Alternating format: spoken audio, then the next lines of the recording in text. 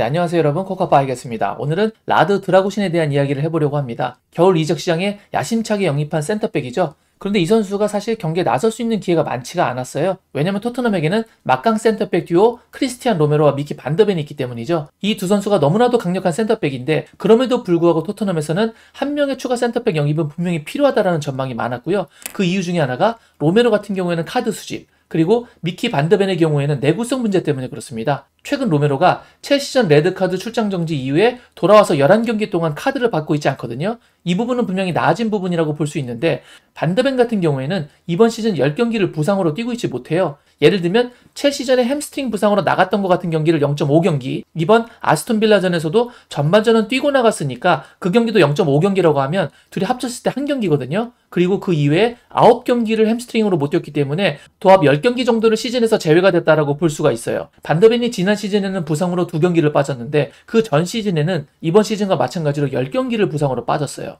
그러니까 부상 이력이 좀 있는 선수인데 포스테코글루 감독이 굉장히 라인을 올리는 하이라인을 잡지 않습니까? 그러다 보니 반더벤이 스프린트를 해야 되는 거리 그리고 횟수가 굉장히 비약적으로 증가를 하면서 햄스트링 부상의 위험성이 좀 더 높아졌다라고 볼 수가 있죠. 그리고 토트넘이 이번 시즌 우승권에서 멀어지게 된 계기가 첼시전 아니겠습니까? 그 첼시전을 포함하면 5.5경기를 두 선수가 동시에 이탈을 했는데 그 기간 동안 총 14실점을 했습니다. 이건 경기당 2.54골의 실점이거든요. 그러니까 둘 중에 한 명이라도 있어야지 둘 다 나가버리니까 에메르송 로얄과 벤 데이비스를 센터백으로 세우면서 계속 지속적으로 실점을 하게 됩니다. 그렇다 보니 두 선수 중 한 명이 나갔을 때 그 자리를 메꿀 선수, 또는 아주 최악의 상황에서 두 선수가 모두 이탈하게 됐을 때 한 명 정도는 자리를 잡아줄 수 있는 센터백이 필요한데 그게 바로 드라구신이었죠. 아스톤 빌라전에서도 보시는 것처럼 미키 반더벤이 부상으로 쓰러졌거든요. 그때 반더벤이 움켜쥔 부위가 오른쪽 햄스트링입니다.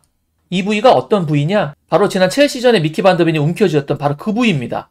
그러니까 이번 햄스트링 부상 위치와 저번 첼시전 부상 위치가 똑같다라고 볼 수가 있어요. 그런데 다행스러운 건 부위는 같으나 증상의 차이는 좀 있는 것 같습니다. 왜냐면 지난 첼시전 햄스트링 부상 때는 지금 보시는 것처럼 혼자서 걸어나가질 못했어요. 양쪽의 어깨를 부축을 받으면서 굉장히 쩔룩거리면서 나갔거든요. 그런데 이번 아스톤 빌라전에서는 부축 없이 혼자서 걸어나갔고요. 걷는 모습도 좀 상당히 자연스러웠습니다. 그러니까 정확한 건 검사 결과가 나와봐야 알겠지만 지금 육안으로 보여지는 바에 의하면 부상 정도가 첼시전만큼 심각한 것 같진 않다. 그렇게 볼 수 있는 게 포스테코글루 감독도 경기 후 인터뷰에서 미키 반더벤의 부상이 그렇게 심각한 것으로 보이진 않는다라는 식으로 이야기를 했거든요. 그래서 그나마 좀 다행이긴 합니다. 그러나 어쨌든 반더벤의 부상이 심각할 수도 있고 또다시 재발할 수도 있고 또는 상황에 따라서 로메로가 징계를 받을 수 있는 여지도 아직은 남아있기 때문에 그 차원에서 라드 드라구신의 존재는 굉장히 중요하다고 볼 수가 있어요. 그래서 후반전 시작하자마자 얼마 안 돼서 드라구신이 보시는 것처럼 경기장에 투입이 됩니다. 정말 우리뿐만이 아니라 현지에서도 드라구신의 플레이를 보고 싶다 이런 얘기가 많았던 것 같은데 포스테코글루 감독이 경기 막판에 드라구신에게 기회를 주기보다는 호이비에르나 로셀소 이런 선수들에게 기회를 줌으로써 드라구신이 경기에 나설 시간이 없었는데 어쩌다 보니 반더벤이 부상을 당해서 이번 경기에서 가장 오랜 시간 거의 후반전 대부분을 좀 뛸 수가 있었습니다. 게다가 인저리 타임도 10분이었기 때문에 어떻게 보면 드라구신의 플레이를 제대로 볼 수 있는 경기가 아니었나 그렇게 좀 생각이 되거든요. 그래서 저는 후반전 동안 드라구신의 수비를 보면서 나쁘지 않은데 이런 인상을 많이 받았고요. 여러분들하고 오늘 드라구신의 플레이가 어땠는지 세부적으로 좀 분석해보는 시간을 가져보려고 합니다. 지금 이 장면은 아스톤 빌라의 틸레망스가 공을 잡은 장면인데요. 이 앞쪽 공간이 많이 열려 있습니다. 정상적인 수비를 한다면 포백 라인 앞에 서야 되는 파페사르하고 비수마가 이 앞쪽 공간을 커버해줘야 되거든요. 그런데 지금 보시는 것처럼 파페사르가 미끄러져서 넘어졌습니다. 그러다 보니까 엄청나게 많은 공간이 생기면서 틸레망스가 중거리 슈팅을 때리려고 해요. 보시는 것처럼 틸레망스가 슈팅 모션을 들어가고 있고요. 파페사르가 황급하게 일어나서 달려가긴 하는데 좀 늦었죠. 이때 드라구신이 스타트를 끊습니다. 그러면서 틸레망스가 슈팅을 하는 순간 드라구신이 이걸 몸빵으로 막아내요. 그러면서 공이 맞고 위로 튀어버리죠.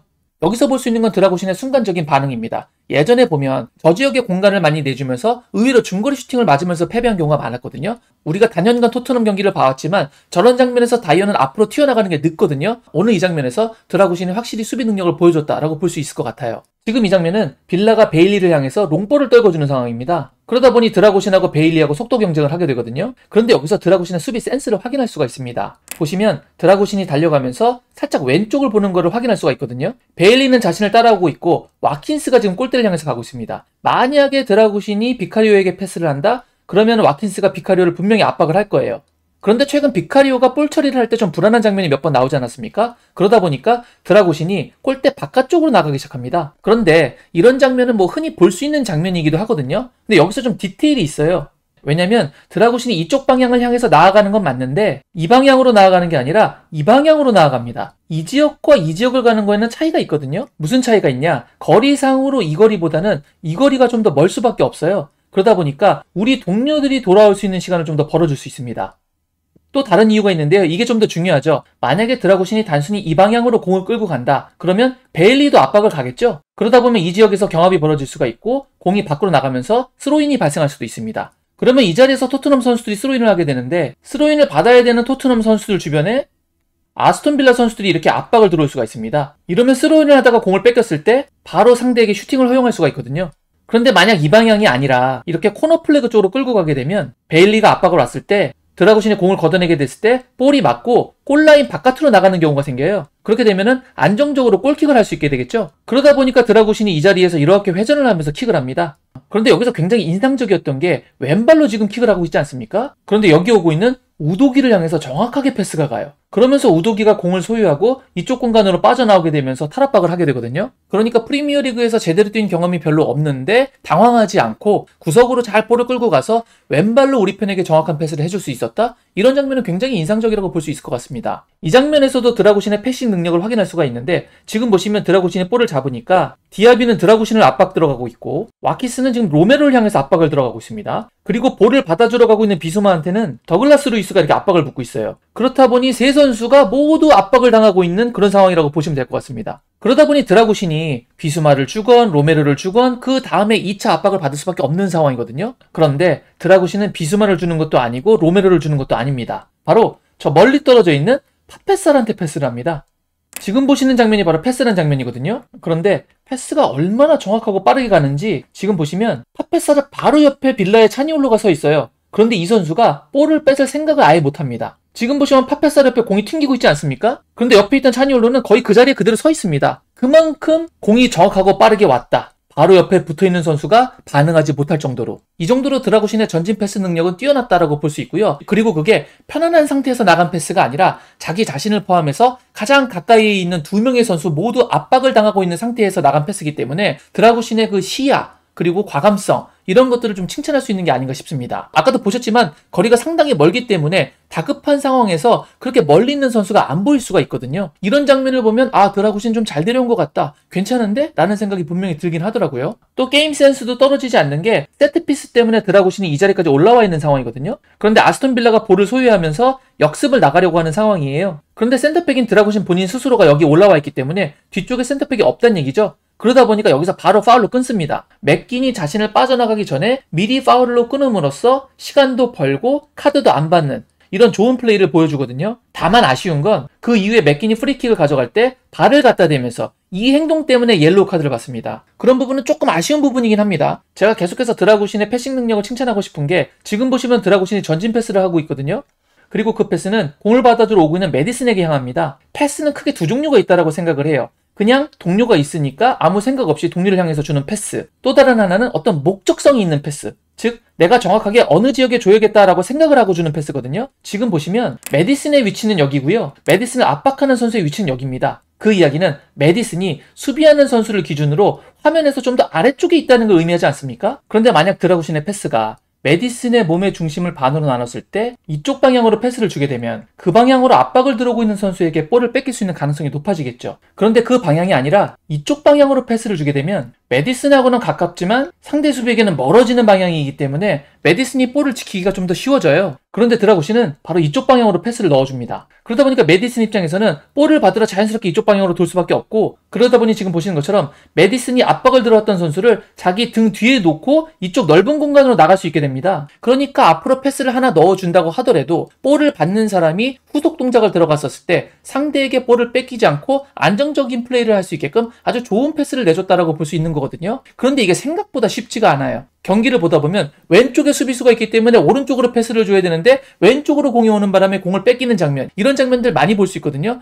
그런데 드라구신은 아주 적절한 방향으로 계속 패스가 나아가고 있습니다. 확실히 패싱 판단이 나쁘지 않은 게 반더벤의 경우는 왼발잡이다 보니까 왼쪽에서 이렇게 감겨가는 패스를 할 수 있지 않습니까? 그러다 보면 이 수비수가 이 볼을 끊어내기가 어려워요. 그런데 드라구신은 오른발이 주발이다 보니까 오른발로 패스를 하면 공이 이런 식으로 휘거든요. 그러다 보면 이 수비한테 공을 잘릴 수가 있죠. 그렇기 때문에 드라구신이 브레넌 존슨에게 패스를 할 때 공을 위로 띄워줍니다.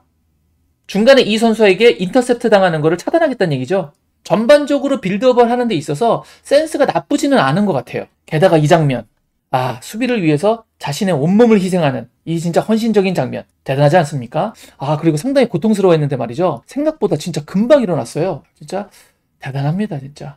그리고 전진 패스, 헌신적인 수비 이런 거 말고 굉장히 멋진 수비 장면도 하나 나왔어요. 지금 보시면 롱볼이 오고 있는 상황이고요. 드라구신이 골대를 향해서 달려가면서 그 공의 위치를 파악하고 있습니다. 그런데 여러분도 아시겠지만 공이 날아오는 속도가 워낙 빠르고 와킨스도 워낙 빠른 선수인데다가 드라구신이 수비에서 앞으로 나오는 게 아니라 뒤로 돌아가면서 수비를 하기 때문에 굉장히 어려운 상황이거든요. 그래서 공이 여기까지 떨어졌는데 드라구신이 계속 달리는 상태에서 공을 주시해요. 지금 계속 뛰고 있는 상태이기 때문에 몸을 돌릴 수가 없습니다. 여기서 만약 몸을 회전하려고 한다? 그러면 넘어지는 수가 있거든요. 그럼 여기서 어떻게 수비를 하느냐? 계속 달려나가면서 공의 위치를 확인한 다음에 보시는 것처럼 머리를 이렇게 수비합니다. 지금 보시면 드라구신의 머리가 이렇게 뒤로 제껴지는 걸 확인할 수가 있거든요. 그러면서 뒤로 의도적으로 공을 누르고 있어요. 저도 그래서 이게 우연으로 맞은 건지 아니면 의도를 갖고 맞은 건지 확인하기 위해서 수차례 돌려봤는데 만약에 의도하지 않고 맞았으면은 달리다가 이렇게 되거든요. 그런데 드라구신은 분명히 공이 오는 타이밍에 의도적으로 이렇게 공을 누릅니다. 그러면서 뒤따라오고 있던 로메로에게 이렇게 패스가 가게 돼요. 사실 굉장히 어려운 수비 동작이거든요. 날아오는 공을 마주보는 게 아니라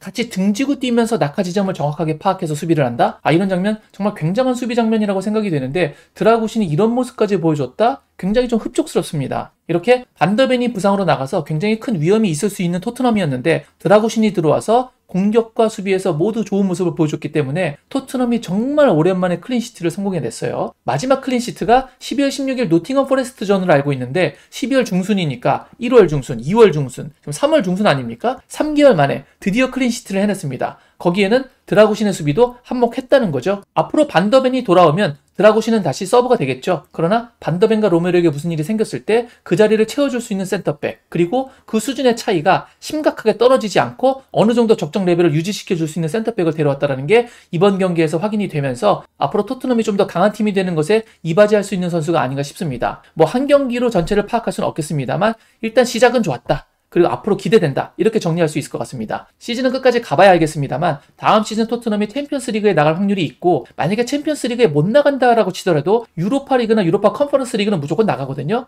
그러면 카라바오컵, FA컵까지 치면 경기 수가 많이 늘어날 수 있기 때문에 드라구신의 맹활약은 다음 시즌에 좀 더 많이 볼 수 있지 않을까 그렇게 생각을 하게 됩니다. 자, 오늘 제가 준비한 드라구신의 영상은 여기까지였습니다. 오늘 영상이 마음에 드셨다면 구독, 좋아요, 알림 설정 부탁드리도록 하겠습니다. 저는 다른 더 좋은 영상으로 여러분께 인사드리도록 하겠습니다. 그때까지 늘 건강하시길 바랍니다. 역시 I guess.